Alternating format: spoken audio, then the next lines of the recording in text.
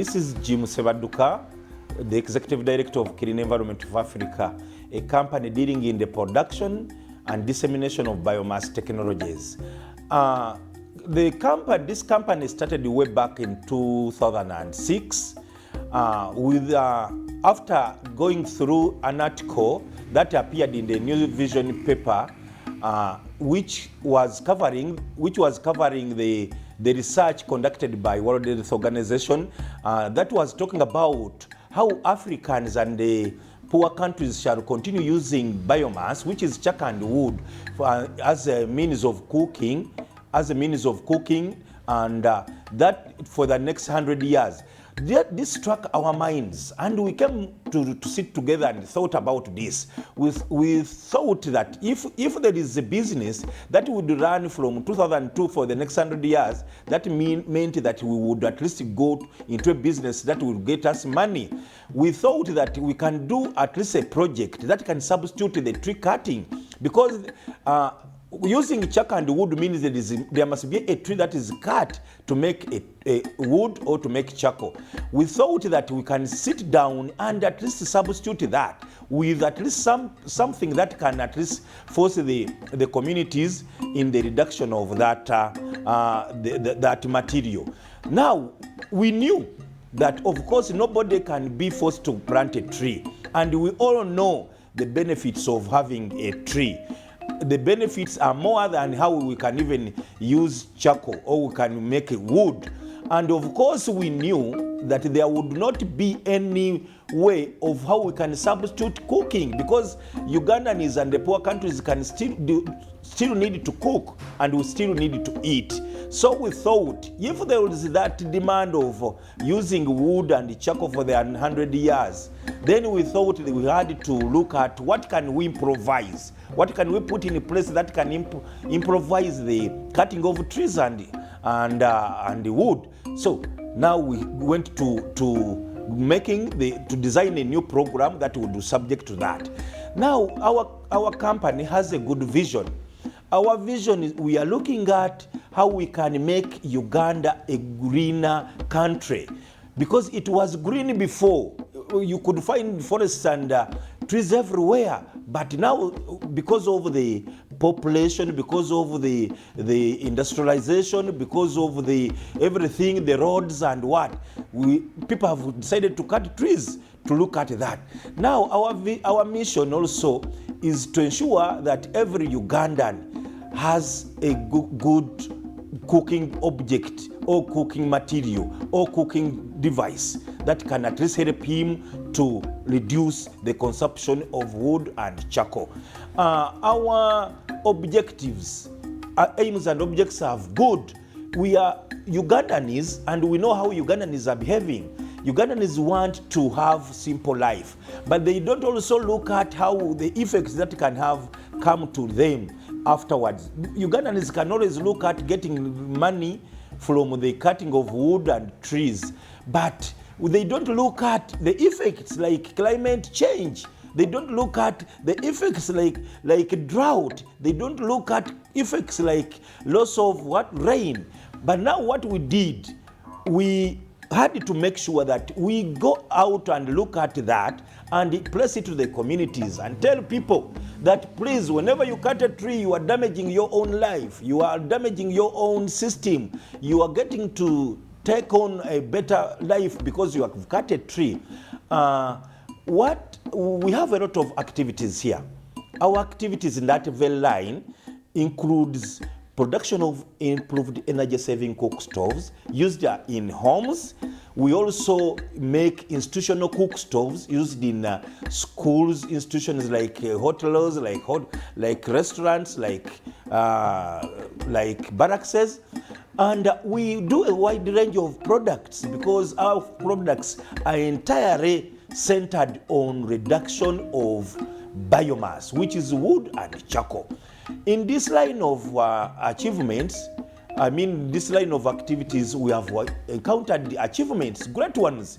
Ugandans now of today can really are really sure that there is a product that can help them, one, reduce the wood consumption, reduce money, reduce time, reduce risks of burning. These are our improved energy cook stoves. We came up even to design a name which is called Clean Environment for Africa, not for Uganda but for Africa, because we thought if we only targeted Uganda, the rest of the countries in Africa will not be beneficiaries in this. Now we drove our minds to the level that we want to distribute our cook stoves, our technologies into the whole of Africa. Uganda and Africa at large, we are almost suffering from the same mindset. We are having the same problems. We are having similar issues that also affect us. Now we drove back and said, now if we only help Uganda, what about other countries? We went ahead to look at the similarities that Uganda has together with other countries. For instance, if a tree is cut in Uganda, it would benefit a lot of people in Uganda and it would benefit a lot of people in Africa, because now look at our neighborhoods. In Uganda, if we are well, and in Kenya they are poor, in the nature of environment, in Rwanda they are poor, then it will mean that they will have to drive to Uganda to come and have better environment and have better stay. So what we did, we had to design it to the level of Africa, in that we all surface the whole Africa, we teach the whole Africa, we educate the whole Africa and do match up with them. Now, our achievements. The achievements, as I'm telling you right now, we have recorded a greater milestone in telling the communities how to change their cooking habits. This has not been the case before. Now Ugandans and other neighboring countries can now change their cooking habits by not wasting their cooking materials like charcoal. Initially, many people were getting up, light the cook stove, and go to the market to look for what they are going to cook on the cook stove. By the time the person comes back back home, they will find the whole stove wasted, the whole heat wasted, because the person has wasted a lot of time to move to the market. So now people are now educated and are told how they can manage their cooking habits. The other achievement is that now there is a technology that can help the people cook faster. And the third achievement, we have had those stories where cook stoves burn children. And now these cook stoves of ours are well insulated, in that even if a child touches on the stove, cannot get burnt.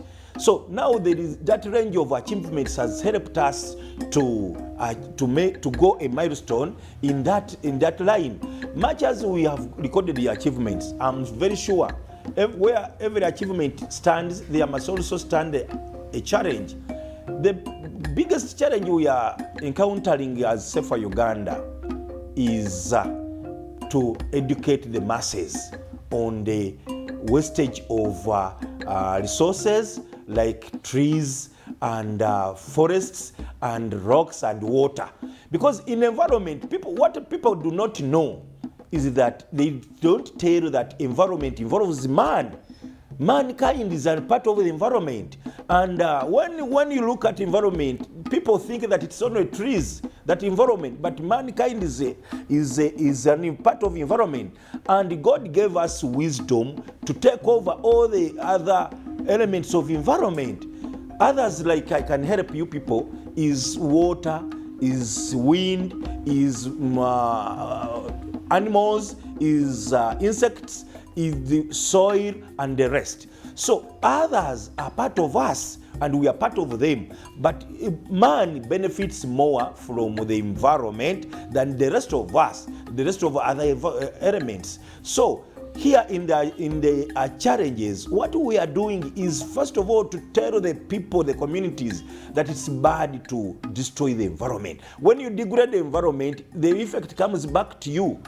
And from that, we are very sure that if people can be told what to do, they are subject to change. The other challenge we are facing is how to distribute these technologies to the communities. Uganda is big. We have to go to all parts of the country to ensure that we tell them what to do and how the benefits are of this technology. You are very much assured, Ugandans, that in the rural areas we are using 3 open fire cooking systems. These 3 open fire cooking systems are hazardous to us because once you take smoke for 40 minutes, you will have the effect like somebody who has taken a full packet of cigarette. So when my mother in the village, when my sister in the village cooks from a 3 open fire system where smoke surfaces everywhere, that person will have problems. Uganda used to be called a pearl of Africa, not because it was positioned in the center of Africa, but it was because of its nature of environment. We used to have good forests, we used to have good mountains, we used to have enough water. And you people, you all know that Lake Victoria begins, the source is here, River Nile, the source of River Nile is in Uganda. We used to have good sceneries, we used to have everything good. But with the increase in population, with the improvement in infrastructure, with the improvement in the industrialization, with the greedy minds of Ugandans, things have changed. We are now going to face another state or name because what was to be Pearl of Africa shall now be called another name. For you, everybody out there can look at a bitter name rather than Pearl. But now, Ugandans are all the trouble causers of this. When we feel like we want to make an industry, we look at cutting trees. When we want to look at where we can put a road, we have to destroy a mountain. When we look at where we can put our homes, we look at destroying our wetlands. Now, this is now going to change. Uganda is going to change from today. That's why you see we used to have good seasons in Uganda where rainy season was good.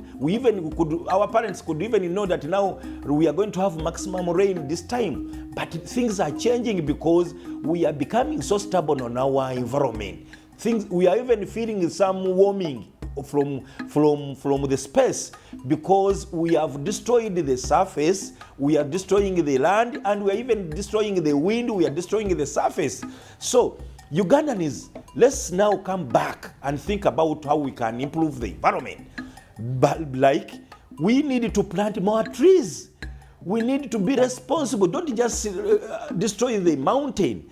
Don't make a factory where the residues are poured in the lakes and waters. Because the next day, it's we human beings who are going to use the waters. Our animals are going to feed on the waters. And now, if the waters are killed, if the waters are destroyed, we are also going to die.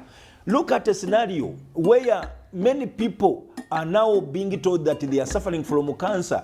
Ugandans would not even hear about cancer, we do not know about cancer. Our judges, our old-aged people could not even know that there is something called cancer. But now we are developing cancer everywhere like the Bazungu. So now Ugandans, we have now come up, like Safer Uganda has come up, to tell you what to do.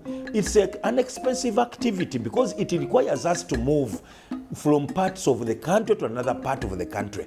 But now, since UBC has a wider coverage, we are taking this opportunity to have it use UBC because now we can find you in your sitting room, we can find you seated there and tell you about these evils. Now, the way forward for us, we are planning, one, to go through women and youth activities, youth organizations, where we can look at telling you people how to improve your cooking habits, how you can change your system of destroying the environment. For instance, if all Ugandans could not just put up buildings everywhere, but we use system of putting skyscrapers where we can only have a building, and every child could only continue putting up buildings on top of the initial building. That means that the space that would be wasted by all the family of at least 20 people, or each person bringing or constructing a house in a space, that would mean a lot of message to us. And you people out there, Ugandans, who are going to the wetlands, and you always put plantations there, you put houses there, you put factories there, you put everything there, you remember that God created those wetlands and made sure that there are inhabitants in the wetlands. We have snakes. They use the wetlands and they are part of the environment. Those are animals. We have flies. They are in the wetlands. And you remember, when you cut away or when you kill the wetland, it means many people or many inhabitants are going to die. And look at Ugandans. People come from abroad to come and look at the beauty of Uganda. They come to look at, they pay a lot of money in dollars to come and look at our birds. They come to look at our snakes. And these inhabitants stay in water, they stay in forests, they stay in mountains. But when you destroy such a place, you are pushing away these inhabitants, and these are part of us. So let's be more wise, because we are having a better level of understanding than this. For instance, let me give you another good example. When you chase away an animal, when you chase away a plant, when you chase away a snake, an insect, it means these things are not going to survive anymore. For us people, we get helped by these other elements of environment, and they love us, because a snake will love to come and look. To love to come and share life with you. You will see it everywhere. A bird will come and love to come and share life with you. You will see bird coming to your tree. They will make a good sound for you. They will like to even come and even make their resting places in front of you. Look at that situation where you will reach a time where you don't even see a bird moving, where you will not see an animal moving, where you will not even see a fly moving. That will be so bad for us, because that's where we are going if we don't revise our minds. The most important person to put this forward is the government of the Republic of Uganda and the other governments in Africa. They should come up and put policies. They put policies, good policies that can at least enforce the people to love their countries, to love their environments, and be mindful of other elements of environment by not chasing them away, by not killing them. Then two, we Ugandans and we Africans, we also need to come back into our senses. Look at where our countries were and where our countries are now. If that journey is of a great achievement, then it will mean we reserve it. If the journey has now been seen to take another trend, then we need to revise. Now, the way forward, again, another way forward is to ensure that there are many sensitization workshops and seminars, and like for us UBC, if you give us another chance, we shall even come back and tell the Ugandans how they need to be part of the environment. Because the problem, if we don't tell you people that you are part of the environment, you always think that the environment is far away from you. It's the trees, not the trees. Human beings are part of the environment, because the definition of environment is man and what surrounds him. So if you forget that you are part of it, that's when you will forget to handle the environment proper. Our stakeholders, I congratulate you. We have good list of stakeholders like UBC. UBC TV is giving us a good follow to educate the masses on the evils of environment degradation. We have other partners like Ministry of Energy and Mineral Development, like Ministry of Environment. We have other partners like German Technical Corporation and the rest. But our appeal to all stakeholders is that let's come back together. Let's come back together and unite in the discourse. We need to educate the masses on this. Let's take one route and another one takes another route, and we'll tell them how we need to reduce all this. Now, UBC TV in particular, we are glad that you give us platform to educate the masses. But don't also stop. Let's continue, because if we stop tomorrow, it means other people who will come in will not know what it means. The churches have never stopped in telling people how to behave. The mosques have never stopped. Now, almost even let's take that step. Our contacts. Except for Uganda, we are located in Chibuye, off Mobutu Road.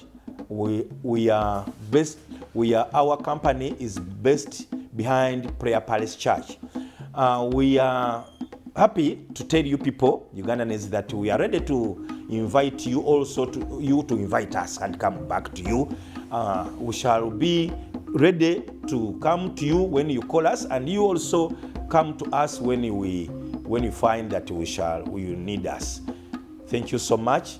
Stay well, Ugandans. Happy Uganda and a good environment for all of us. Thank you so much.